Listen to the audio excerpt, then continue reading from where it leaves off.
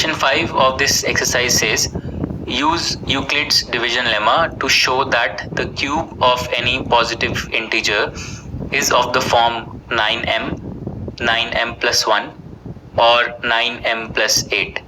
So we basically have to show that for any positive integer x, its cube, which is x cube, must have only one of these three forms. So x cube must have either the form 9m, 9m plus 1 or 9m plus 8. It can have no other form with respect to 9.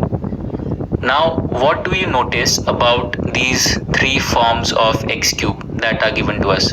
Well, all of them have this number 9 in them. So because we have to analyze x cube with respect to the divisor 9, we can assume different forms of x with respect to the divisor 3. Okay, so this will help us analyze x cube with respect to the divisor 9. And what I'm saying will become clearer as we discuss the solution. So with respect to 3, x can have three possible forms. So x can be 3q, x can be of the form 3q, which means that it's a multiple of 3. It can be of the form 3q plus 1, which means that it leaves a remainder of 1 upon division by 3. Or it can be of the form 3q plus 2, which means that it leaves a remainder of 2 upon division by 3. And you can actually arrive at this set of three forms from Euclid's division lemma. You can apply Euclid's division lemma to x and 3, which means that x will be 3q plus r, where q is some integer quotient and r is the remainder, and r can have only one of three possible values. It can be either 0, it can be 1, or it can be 2. Okay, so x can have three possible forms. Now let's analyze the form of x cube for each of these three cases. So the first case is x equal to 3q. In this case, x cube will be equal to 3q whole cube, which is 27q cube. And I can write this as, because I have to analyze it with respect to 9, I can take out a factor of 9 common. So I can write this as 9 times 3q cube. Now this is of the form 9m, where m is some integer that I am using to represent this part. So if x is of the form 3q, then x cube is of the form 9m. What this really says is that if x is a multiple of 3, then x cube is a multiple of 9. Okay, now let's take the second case. The second case was x equal to 3q plus 1. In this case, x cube will be equal to 3q plus 1 whole cube. Now we can use the identity for a plus b whole cube to expand this binomial cube, and a plus b whole cube, where a is 3q and b is 1. So this will be a cube, so that's 27q cube plus 3a square b. So 3a square b will be 3 into 9q square into 1. So that will be 27q square. And then we'll have 3ab square, so 3 into 3q into 1 square. So that will be 9q. And then we will have b cube, 1 cube, which is 1. Now in this expanded form, the first three terms are all multiples of 9. So I can take out a factor of 9 common. So this will be 9 times 3q cube plus 3q square plus 1.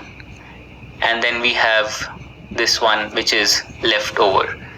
Now this is of the form 9m plus 1, where I am using m to represent this part. So m is an integer equal to this part.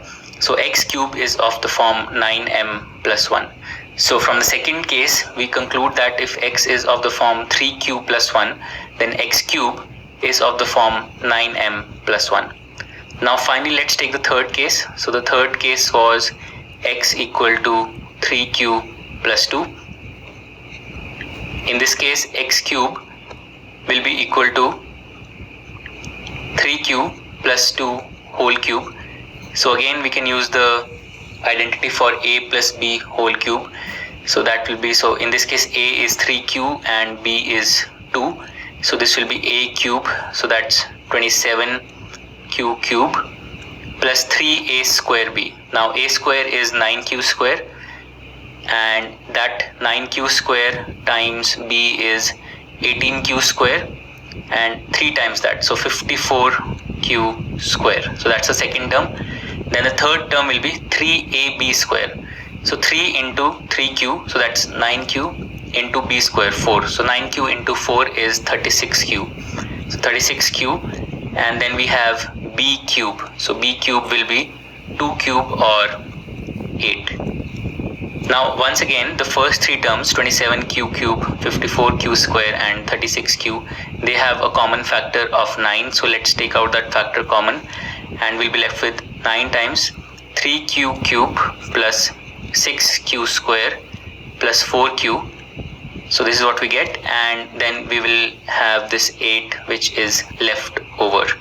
So once we can immediately see that this is of the form 9m plus 8, where I'm using m some integer to represent this part of this expression. So we find that if x is of the form 3q plus 2, then x cube is of the form 9m plus 8.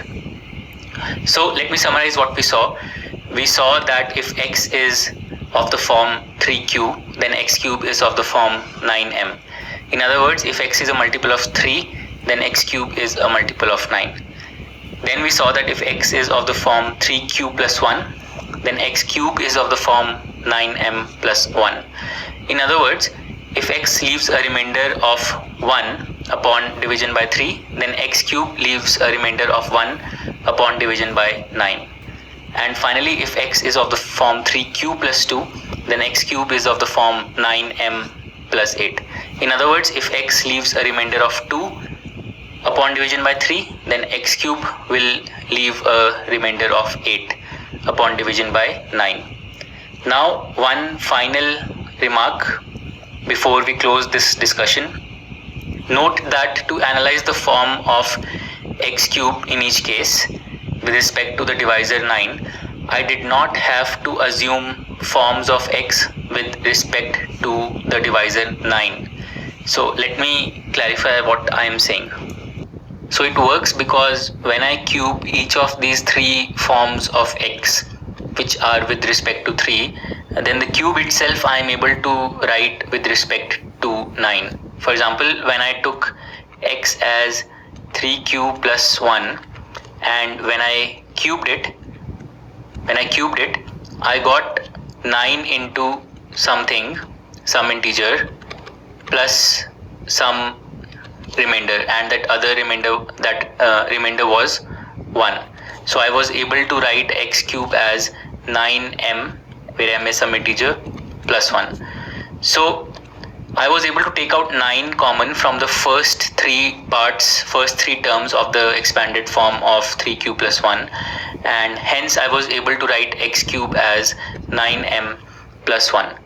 And this happens really because 3 is a factor of 9, and this means that whenever terms have 3 cube or 3 square generated in them, that term becomes a multiple of 9. So let me clarify it again using this example. X is equal to 3q plus 1. When I cube this, what did I get? I got 3q whole cube, so that's 27q cube. So this became a multiple of 9. Then I got 3 into a square b, so 3 into 3q whole square into 1, so that was 27q square. So once again this was also a multiple of 9. And then I got 3ab square, or 3 into 3q into 1 square, and that was 9q. So this was also a multiple of 9, and then I was left with 1 cube or 1. So the first 3 terms of x cube were all multiples of 9, and this is happening because x itself has this integer 3. So when I cube this whole binomial, I generate terms which have 3 cube or 3 square. So I'm able to take out the 9 common and express x cube as 9m plus 1. So bringing you back to the point I was making, to solve this problem, you did not have to take 9 different cases of x with respect to 9. You needed to take just 3 cases for x with respect to 3. Alright, so that concludes our discussion of this very interesting and slightly advanced problem. To learn more about how Cuemath can help you crack school and